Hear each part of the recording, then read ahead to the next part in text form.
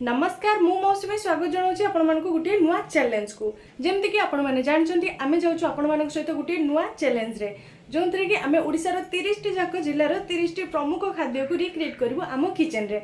तो चलते देखा आज आम किचन रे ओडिशार कौन जिला को रिक्रिएट करचु। तो चिट्रे आसी बलांगीर स्पेशल चाउल बरा। तो चलतु आज आम बनवा बलांगीर स्पेशल चाउल बरा। चाउल बरा मु खाई भी बहुत थर आउ आज आम घरे तैयारी करूँ।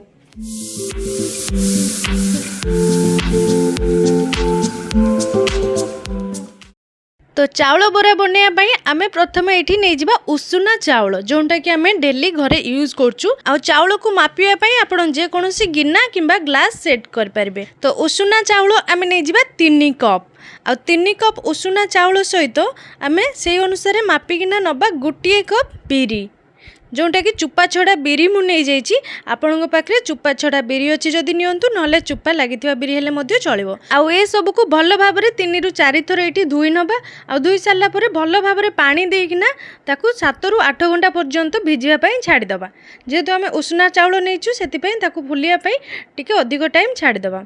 तो देखो 7 ରୁ 8 घंटा पर ये केमती चाउल आ बिरी फुली जाइए। एबे आमे गोटे मिक्सी जार को ट्रांसफर कर नबा। तो ध्यान रखिए ये बिल्कुल भी पानी दबानी, बहुत अल्प ही पानी दबा। पछरे दरकार पड़िले आमे अल्प अल्प पानी ऐड करि परिबा। आ या को भल्लो भाबरे चिकण करके बाटी नबा। तो देखो ये सबु जाक चाउल को मु एमती बाटी नेछि एकदम चिकण करके। आ एबे गोटे बड़ बाउल को या को ट्रांसफर कर नबा। तो देखो केमती कंसिस्टेंसी होइछि, अधिक पतला बिल्कुल भी है नहीं। तो एमती कंसिस्टेंसी ही आमर दरकार। आउ या को एबे हाथ रे 2 ରୁ 4 मिनिट पर्यंत भल भाव में फेंटी नबा जेमती कि टिके हल्का हो जिवो। तो भल भाव में गोले नहीं सारा पर एबे ताकू ढांकीना रखीदबा 2 ରୁ 3 घंटा पाई फर्मेंट होगा को। तो एमती 2-3 घंटा पाई फर्मेंट होगा रखीदबा। तो चलतु या भीतर आम गोटे तेंतुली खट्टा बनवा। तो अध घंटा आगुरी मु तेंतुली को पानी रे बतुरी नहीं। एबे कौन करबा सबको भल भाव में चकट नबा। चाउल बरा सहित एमती तेंतुली खट्टा टिके गले बहुत जमी जाए। तो देखो ये सब जगह तेंतुली को मु चकट नहीं सारा पर यार खदड़ा अंश को बाहर कर नबा। किछि खदड़ा अंश तले मध्य रही जाए से मु आ गोटे बाउल को ट्रांसफर कर नौची।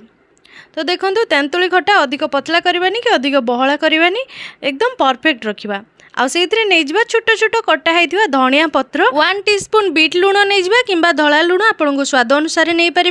1 टीस्पून नहीं चाट मसला, गोटे चामच अदा छेचा किंबा आंबड़ा अदा जदि अच्छी से गोटे चामच छेचिकी पकई नबा। आ हाफ टीस्पून नहीं जीरा लंका गुंड घरे तैयारी होता। आ सहित गोटे चामच नहीं चीनी आ सब को भल भाव में मिसई नबा। टेस्ट बहुत सुंदर आए। तो एबे देखंतु 2 ରୁ 3 घंटा हो गलानी।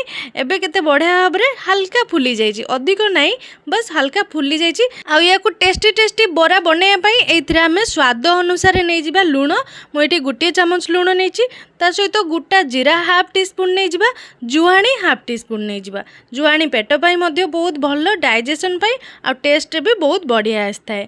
तो ए सब को आमे भल भाव में टिके गुळै नबा। तो आपड़ चामच एमती गोलई पारे किंबा हाथ में भल भाव में या 2-3 मिनिट पर्यंत मिसई नबा। जहाँफल कि यहाँ आउ टिके भल से फेंटी हो आउ टिके हल्का हो बरा जिते छाणीबा से एकदम फुलिकिना ऊपर को भासी पड़ो। तो देखो कंसिस्टेंसी बहुत बढ़िया अच्छे, अधिक बहलिया ना कि अधिक पतला ना। तो आम एमती छोट छोट छोट छोट करके बरा तेल रे पकई चलिया। तो देखो जिते बरा पकाउची से केमती गोल गोल होकिना पड़ुची एकदम छोट छोट। तो चलतु एबे बरा छाणिया प्रिपरेशन करवा। गोटे कढ़ई रे किछि रिफाइन तेल नहीं ताकू भल भाव में गरम होगा छाड़देवा। आ भल भाव में गरम हो सारा पर मु प्रथम ये गोटे पकईकी चेक करछि। तो तेल भी गरम हो जाइए आ बरा भी बहुत सुंदर भाव में ऊपर को उठी आछि। तो एबे चलतु सबुजाक बरा को छाणीबा एमती गोटे गोटे ड्रप ड्रप करके पकेवा। तो देखो एमती छोट छोट ड्रप ड्रप करके मु पकई चलछि आ सी बहुत सुंदर भाव में ऊपर को फुलिकिना उठी आछि। तो एमती आम सबुजाक पकई चलवा। ध्यान रखिए जी आमर कढ़ई रे तेल अच्छी से अनुसार आम अल्प अल्प पकेबा, एकाथरके अधिक पकेले सी लगी हो। तो देखो बरा आमर गोटे साइड भल भाव में ब्राउन कलर हो आसलानी। एबे आमे ताकू आउ गोटे साइड उल्टई नबू। तो उल्टे पलटेकिना ताको दुई साइड भल भाव ब्राउन कलर है जे ताको छाणी नबा। तो देखंतु केते सुंदर भाव कलर चेंज हो आसलानी, बहुत बढ़िया भाव क्रिस्पी एंड क्रंची मध्य होईची। तो चलते एबे ताको सब जाक छाणी नबा। आउ सेम प्रोसेस रे आमे बाकी तक बरा को मध्य छाणी नबू। देखंतु एकदम छोट छोट करके मु एठी ड्रॉप ड्रॉप पकाउची, अधिक बड़ कले भल लागेनी। आपण चाहिले छोट करि परिबे नहले बड़ मध्य करि परिबे। तो देखंतु बहुत सुंदर कलर आसी जाईची। एबे सब जाक बरा को आमे छाणी नबा। तो देखंतु केते सुंदर भाव ये छोट छोट क्रंची एंड क्रिस्पी बरा बनिकी रेडी हो गला। ऊपर जेमती कुरुमुरिया होईची, भीतर सेतिकी नरम अछि।